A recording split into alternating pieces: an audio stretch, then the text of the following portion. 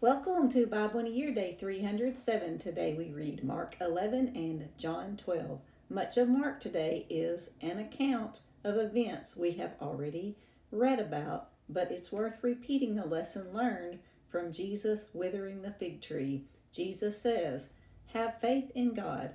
Truly I say to you, whoever says to this mountain, 'Be taken up and thrown into the sea,' and does not doubt in his heart, but believes that what he says will come to pass, it will be done for him. Therefore, I tell you, whatever you ask in prayer, believe that you have received it and it will be yours.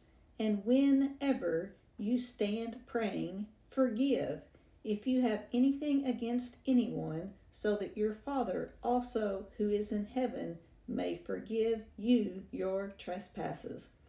While Jesus is visiting Mary, Martha, and Lazarus, Mary took a pound of expensive ointment and anointed the feet of Jesus and wiped his feet with her hair. The house was filled with the fragrance of perfume.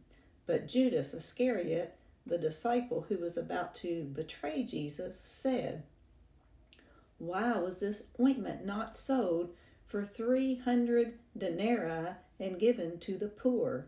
He said this not because he cared about the poor, but because he was a thief, and having charge of the money bag, he used to help himself to what was put into it. Jesus said, "Leave her alone, so that she may keep it for the day of my burial. For the poor you will always have with you, but you do not always have me." When the large crowd of the Jews learned that Jesus was there, they came not only on the account of him, but also to see Lazarus, whom Jesus had raised from the dead. So the chief priests made plans to put Lazarus to death as well, because on the account of him, many of the Jews were going away believing in Jesus. Some Greeks came also to worship Jesus and requested to Philip that they wanted to see Jesus. Jesus makes it clear anyone may receive salvation through him. The hour has come for the Son of Man to be glorified. Truly, truly, I say to you, unless a grain of wheat falls into the earth and dies, it remains alone. But if it dies, it bears much fruit. Whoever loves his life loses it, and whoever hates his life in this world will keep it for eternal life.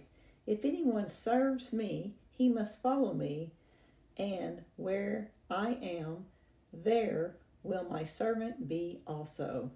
If anyone serves me, the Father will honor him.